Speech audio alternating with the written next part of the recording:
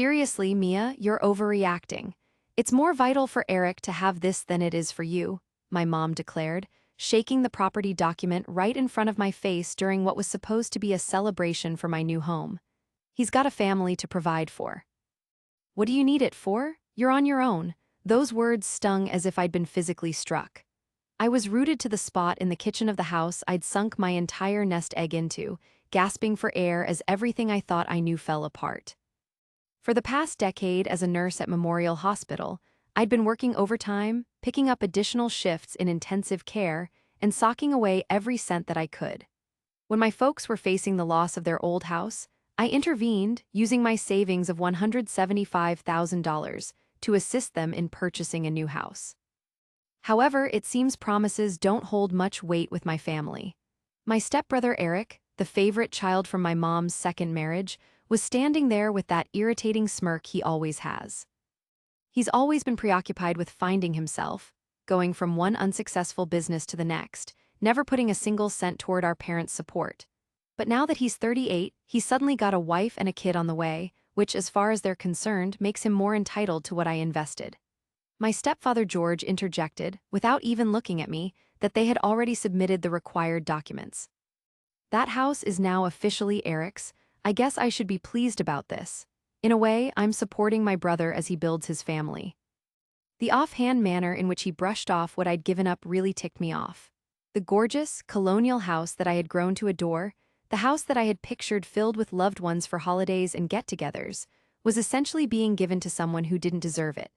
As I glanced around at all the relatives and friends who'd shown up to celebrate, I caught uncomfortable looks and hushed talking.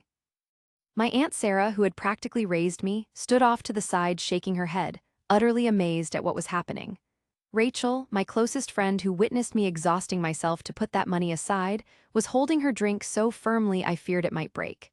"This is wrong," I somehow managed to say, my voice quivering with a blend of fury and pain. "That cash was my entire life savings. We were supposed to have a deal." "Oh, please don't overreact," my mom groaned as she rolled her eyes. "Since you're a nurse, you'll be able to save it all over again.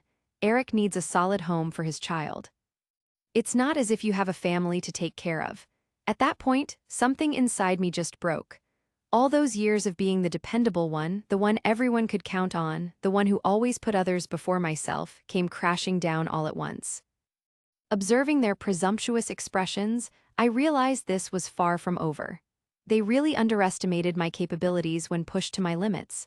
I always knew that, growing up, my folks saw me differently compared to Eric.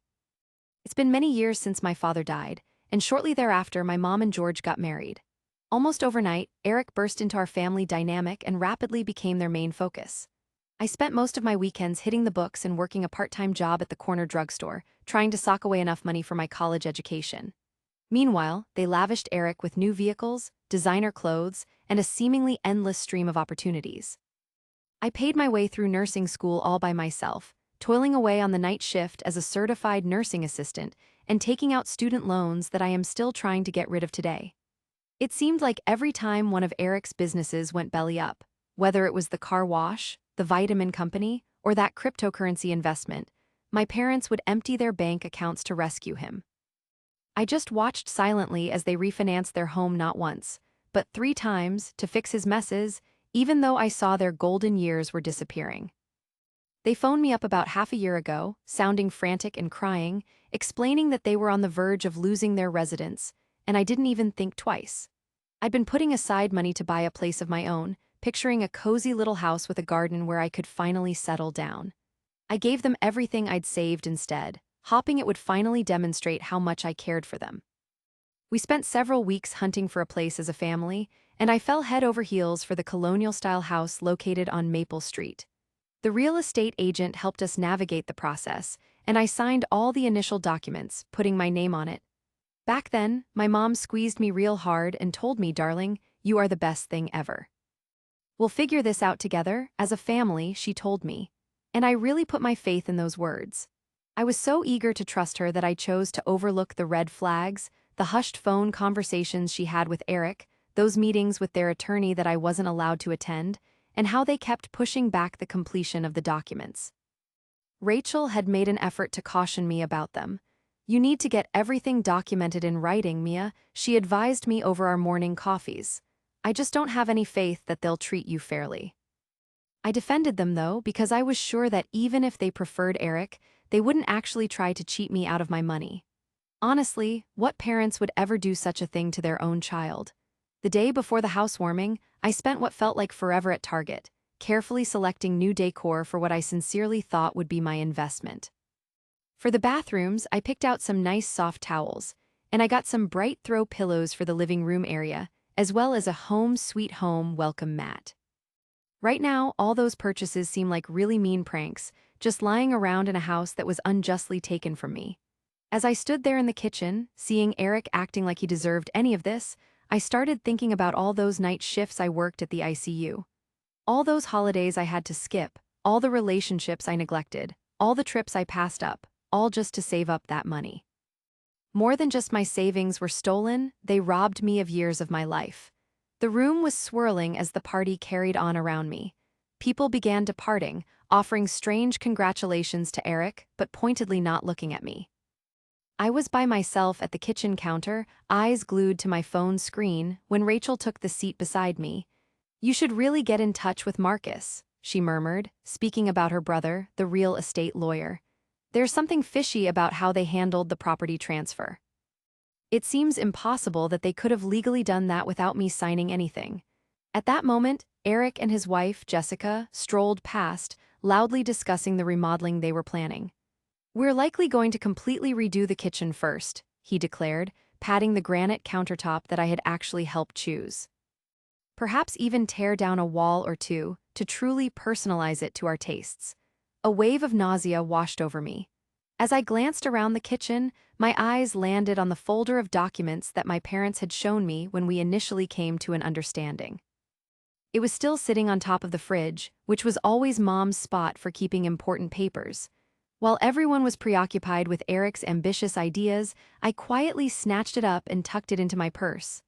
"I've got to get some air," I said to Rachel, making my way towards the back porch. Once I was outside, I pulled out the documents with hands that were shaking. There it was, the initial agreement I had signed, explicitly stating that the house would be in my name as compensation for the down payment I had made. And then, I discovered something else. A letter from their attorney, dated just 2 weeks prior, cautioning them that moving the deed without my authorization could be seen as an act of deception. My phone vibrated. It was a text from my mom. "Quit mopping around outside, come back in and show some enthusiasm for your brother." That was the turning point. It became clear what my next move had to be. It wasn't solely about finances any longer, you know? After all these years of being overlooked, this was about finally sticking up for myself. I messaged Marcus, my fingers trembling a bit. "Could you meet up tomorrow? I'm in need of some legal advice." He replied almost instantly. Rachel gave me the details. "Get to my office by 9 in the morning. Make sure to bring all the relevant documents with you." Returning to the house, I saw my mom and George deep in conversation with Eric in the living room. I'm betting they were creating even more schemes related to my place. They glanced up as I walked in, their expressions displaying a blend of irritation and indifference. "So you've decided to get over it?" my mom questioned, raising her eyebrow. I offered a faint smile which caught them off guard. "I actually wanted to express my gratitude," I stated in a composed manner. "You've really opened my eyes." They shot each other puzzled glances, obviously waiting for more sobs or appeals, but I was done begging. I was through with being the dependable daughter who always delivered but received nothing in return. I heard Eric chuckle as I grabbed my bag to head out, commenting, "See, she's fine, she'll move on." I faced them one last time. "Actually, Eric, I won't move on from this, but you'll regret that I haven't." The following morning, I found myself in Marcus' office, clutching a coffee to calm my anxiety. He looked over the papers scattered on his desk, occasionally taking notes and shaking his head slightly.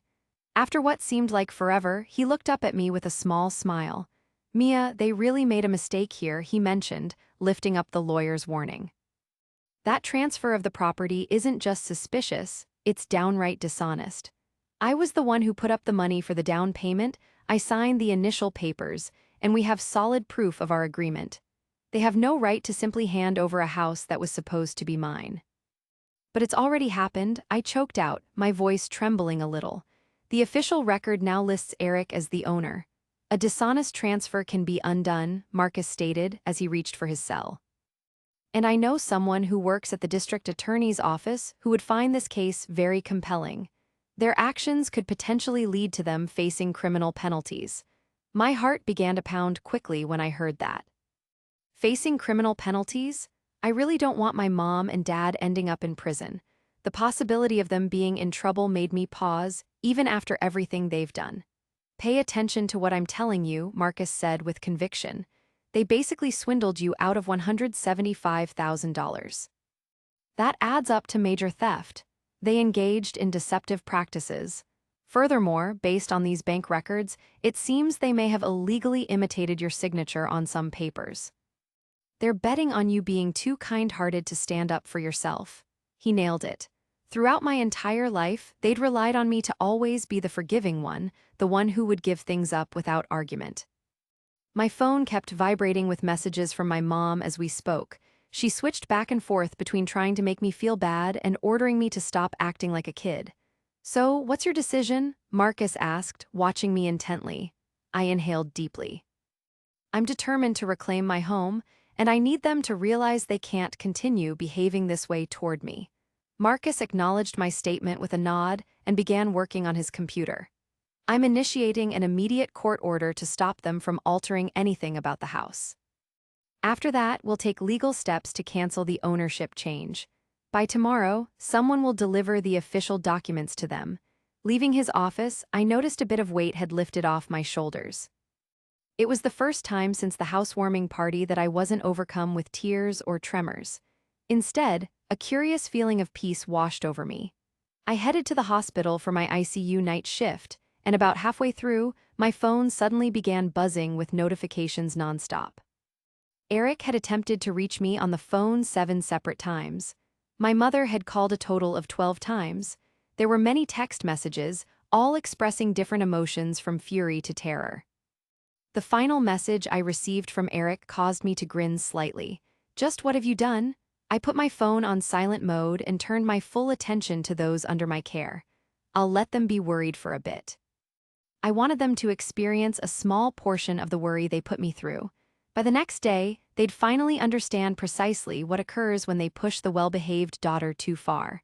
The subsequent morning was filled with disorder. I was in the process of preparing for my shift when Rachel phoned me, stating my mother and Eric were causing a disturbance in front of my building. And wouldn't you know it, when I glanced out the window, there they were, Eric walking nervously to and fro while my mother was loudly hitting the main entrance to the building. "You must put an end to all of this," my mom yelled after I finally came down. "This situation is going to destroy us all." "Funny you should say that," I retorted, maintaining an unexpected composure. "It didn't cross your mind that you might be fracturing our family when you swiped all the money I had in the world."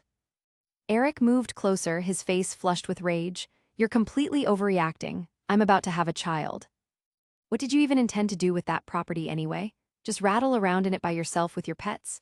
"Actually," I mentioned, pulling out my cell, "I've got evidence of our initial arrangement sitting right here. Do you want to take a look at the letter from your attorney cautioning you that this was against the law? Or perhaps we should discuss those papers where my signature was clearly faked." They both lost all the color in their faces. My mother took hold of my arm, her voice becoming a hushed tone. "Sweetheart, we can figure this out amongst ourselves. Attorneys aren't necessary." I carefully disengaged her grip. "The instant you made the decision that my nest egg didn't matter, we ceased functioning as a unit. Right now, the district attorney's office has copies of all the pertinent documents. Therefore, unless you desire for this situation to escalate further, my suggestion is that you consult with your legal counsel regarding undoing the property transfer."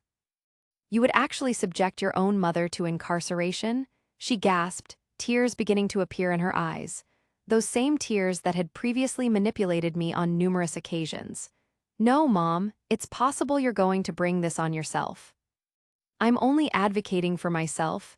Eric opened his mouth to speak, but the sound of a ringtone interrupted him. It was Jessica, his wife. Her voice, filled with terror, came through the speaker as she relayed the news that the cops were at their place, their actual home, asking about the property transfer. "They took off immediately after hearing that. rushing to confront the situation that was rapidly spiraling out of control. Rachel, who had been parked nearby to ensure I was okay, got out of her car and wrapped her arms around me. She told me with obvious admiration that she'd never witnessed me confront them so directly before. Up until now, it had just been my claims versus theirs. However, on this occasion, I have everything documented. Later that day, Marcus gave me a call to inform me that Eric and my parents' attorney had been in contact. They were looking to come to an agreement. Besides giving the house back to me, they would also cover my legal expenses and compensate me for the distress they caused. The possibility of facing criminal prosecution finally got through to them that I wouldn't be intimidated into giving up. The question Marcus posed was, should we accept their offer? I responded decisively, telling him yes. However, I want them to put their signatures on something else as well, specifically a declaration acknowledging the precise details of their actions. I don't want them to act like none of this ever occurred. A couple of weeks went by, and I found myself in Marcus's office as my folks and Eric put pen to paper. The ownership of the house was being restored to me, along with a settlement that would take care of my attorney bills and an extra $50,000 to make amends for what I'd been through. But what really mattered was that they were all putting their name on a legally certified statement in which they were confessing their actions to defraud me. My mom kept wiping tears from her eyes with a tissue. George just stared downward at the floor. Eric looked like he'd gotten a decade older, his cocky smile completely gone and replaced with a tight jaw. After learning he'd been hiding their financial problems, his wife, Jessica, had left him. The house theft was, it seemed, only a minor issue compared to the larger problem. The notary gestured to the last page and said that she needed each of us to sign there. They put their names on the document, one after another. When I had to sign, my hand was perfectly steady. As he stood, Eric mumbled that he hoped I was satisfied. "You've destroyed everything," he told me. "Actually," I said, keeping my voice even, "you were the one who messed everything up when you stole from me. I only fixed it." They left the office, and my mom tried yet again to get me to look at her. I looked away. I wasn't going to fall for their guilt tactics or attempts to manipulate me anymore. Marcus gave me the new deed and smiled. "The house is now officially in your name," he told me, congratulating me, but I had one more thing to surprise them with. I pulled out another document and said that I wanted to put the house up for sale. To save face with friends and relatives, my family had already been explaining their issues with the house to everyone they knew. They were unaware that I had gotten a bid from someone who wanted to tear it down and build apartments instead. The amount they offered was far more than it was actually worth. Rachel said later, when we were celebrating at the coffee shop we loved, that they were going to be really angry when they learned about this. "They believed you'd let them live there," she said. "That's precisely why I'm selling it," I responded. "It's vital for them to grasp that I'm no longer under their control." The following day, I put my signature on the documents to finalize the sale of the house. The builder was overjoyed, my realtor was overjoyed, and I felt finally released from its hold. The cash I got from the sale, when added to the settlement funds, meant that I could purchase the little cottage I'd always wanted, the one with the garden, and still have money in the bank. As I drove away after the closing, my phone vibrated, telling me that my mother had left a voicemail. She was sobbing as she spoke, explaining that she'd found out about the sale, and she desperately needed me to give her a call back. Without hearing the whole message, I erased it. Maybe some would think that's heartless, but to me, it was setting limits. For once, I wasn't going to sacrifice my own well-being to make them happy. They could sort things out for themselves. I had a cottage that needed furniture and a garden to start planting. The weeks that followed the house sale truly changed me. I located an adorable little house just a short distance from the city, complete with a porch that went all the way around and plenty of space in the yard to create the garden I had always imagined. Rachel helped me get settled in, and we worked together to paint the interior walls in gentle, soothing shades, very different from the striking and vibrant schemes my mom had always claimed were appropriate for a family residence. Family members were still sending me messages on my phone all the time. Some were upset, accusing me of being selfish for selling the house without giving my parents an opportunity to come up with some sort of solution. Some folks tried to make me feel bad, saying my mom was crying herself to bed every night. My Aunt Sarah was the only person who stuck up for me, telling everyone else they should be embarrassed by their actions. I happened to bump into your mom at the store, Sarah mentioned to me during our Sunday brunch. She was telling anyone who would listen about how thankful you aren't, though most folks are aware of the actual situation now. That document you got them to sign has been widely circulated. I grinned, considering the way things had changed. I was no longer seen as the difficult daughter who wouldn't lend her brother a hand. Instead, I was now perceived as the diligent nurse whose family had tried to take her money. My mom's efforts to portray herself as the wronged party weren't effective any longer. Eric and Jessica officially split up, and he went back to living with our folks. I heard from someone that he was working as a salesperson at an electronics shop, his first legitimate employment in quite some time. Now and then, I would drive by their rental place when traveling to my job, a humble abode nothing like the house they'd tried to take from me. Seeing them have a hard time didn't make me happy, but I did feel a sense of fairness. Things at my job were also improving. After I stopped letting my family deplete my energy and money, I could really concentrate on my professional life.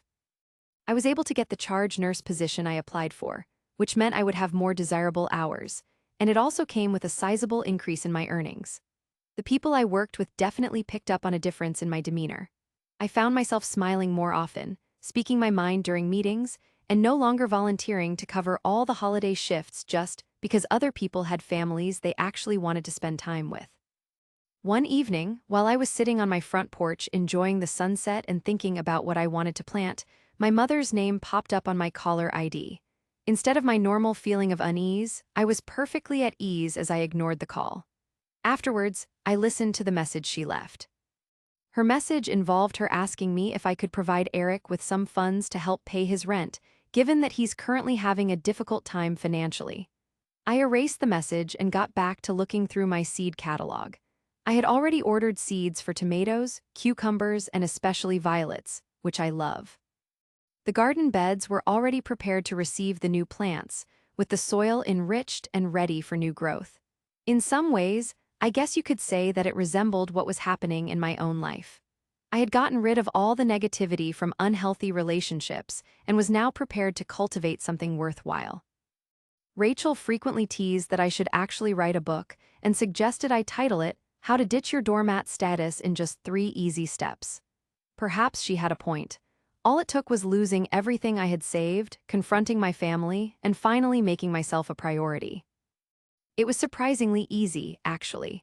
Half a year after selling my house, my life had fallen into a comfortable and relaxing routine.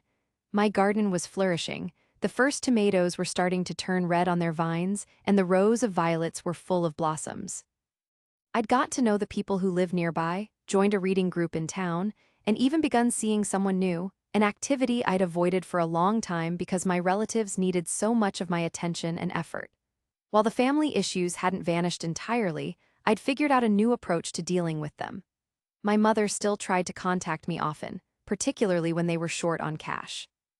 Every single time, I held firm to my limits. "I'm unable to assist you at this time," I'd state in a peaceful manner, no matter how many tears or attempts to make me feel bad ensued. That statement became my protection, keeping me safe from their efforts to control me. Things had taken a turn for the worse for Eric. Jessica had initiated divorce proceedings, and the child, my nephew, was mostly in her care. Jessica had found out that Eric had opened lines of credit using her identity, leaving her burdened with a significant amount of debt. When she asked for my guidance, I put her in touch with Marcus, who assisted her in navigating the legal complexities. It made me feel good to assist someone who genuinely merited the support. One Sunday, as I was taking care of my flowers and vegetables, a car I recognized drove up to my house. My mother got out of the vehicle, appearing more aged and weary than I recalled. She arrived without warning, likely in an attempt to surprise me and catch me off guard. "Your garden is lovely," she remarked quietly, standing near the barrier. "You were always skilled at nurturing plants." "Thanks," I answered as I continued to work with my plants, "but you really should have called before coming over. Honestly, I've been missing you, sweetheart, and needed to tell you something important. Your dad and I are putting our house on the market. We simply can't keep up with the payments anymore, especially with Eric's bills. Her voice faded away as she glanced at me, her eyes filled with hope. I pushed myself to my feet, wiping the grime off my jeans. Mom, I'm not going to provide you with financial assistance. That's something I've moved beyond. That isn't what I meant to imply. She began to say, but then she stopped abruptly. All right, perhaps a part of me was requesting your help. But is it so wrong for me to have some hope? You're doing so great financially, and we're the people who raised you. I stated emphatically, true family members don't take advantage of each other. Real family doesn't fake signatures or attempt to legitimize stealing because one offspring is perceived as more worthy. You made your decision, Mom. Now you must deal with the repercussions. She departed, visibly upset, but I didn't experience any remorse. In contrast, I felt a sense of accomplishment for upholding my personal limits. Later that night, I threw a casual dinner get-together for Rachel, Sarah, and a couple of colleagues. As we relaxed on my patio enjoying wine while we observed lightning bugs swirling around my garden, a significant understanding dawned on me. This right here is how genuine family presents itself. It extends beyond genetics or a sense of duty. It boils down to decisions, mutual regard, and a sincere interest in one another's well-being. Rachel lifted her glass, giving me a knowing smile. "Here's to boundaries," she exclaimed. I appended, thinking of both my thriving garden and my ever-expanding inner self, and here's to growth. It's been a year since I finally confronted my family, and the changes in my life continue to surprise me. My little house has turned into a safe haven, filled with a sense of calm and comfort that was completely absent when my family was around. Last summer, my garden yielded such an abundance of produce that I began giving away the surplus to the community food pantry. I sometimes reflect on how my mother used to make fun of my passion for gardening, dismissing it as an unproductive activity. But now, it not only makes me happy, but also benefits those in need. My professional life has really taken off now that I'm not constantly being pulled away by family crises. I recently received a promotion to head nurse, and my coworkers frequently point out how much more self-assured I appear to be. I don't feel guilty anymore when I take time off or decline extra shifts when I need to recharge. Learning to establish personal limits at home has enabled me to set them in all aspects of my life as well. Rachel teases me that I'm practically turning into a well-known figure around the hospital. Newer nurses often come to me seeking guidance, not only on how to care for patients, but also on how to assert themselves when dealing with challenging circumstances. Just last week, a new nurse expressed her gratitude to me for giving her the strength to escape an unhealthy relationship. She told me that if I was able to stand up to my whole family, then she could surely find the strength to stand up to one person. My parents and Eric are still having a tough time accepting my choices, but I'm no longer responsible for their feelings. They made their decisions, just like I made mine. On occasion, the most compassionate action you can take, for both others and yourself, is to allow them to experience the repercussions of what they've done. Now, it isn't about getting back at anyone. It's focused on personal development and having respect for oneself. What was stolen from me amounted to mere funds, but the sense of empowerment I received from confronting them has been beyond measure. That would be my independence and sense of personal value. Just the other day, I came across a faded picture of my family during the housewarming celebration, a snapshot taken right before the whole situation crumbled. As I gazed at their self-satisfied expressions, it dawned on me that the anger has subsided. In its place, I feel a sense of thankfulness. Their act of treachery actually compelled me to transform into a more resilient individual, someone who appreciates her own worth enough to break away from destructive connections, no matter if those connections happen to be with relatives. This spring, my little garden is beginning to flourish anew. Sarah comes over frequently, with her grandkids who are enthusiastic about assisting me in planting some fresh blooms. Rachel and I meet up for coffee once a week, and we chuckle about how drastically I've changed from the person who used to pick up every single demanding call I got from my family members. Every once in a while, even Jessica stops by with my nephew. According to her, being in the garden is therapeutic for her as well. I'm not living a flawless life, but it is undeniably my own at this point. I've come to realize that the ultimate way to get back at someone isn't about retaliation, it's about self-improvement. Each blossom that unfolds within my garden, each tranquil evening spent relaxing on my porch, Each personal limit that I uphold serves as a constant reminder that I made a choice to prioritize myself, and I do it all over again without hesitation.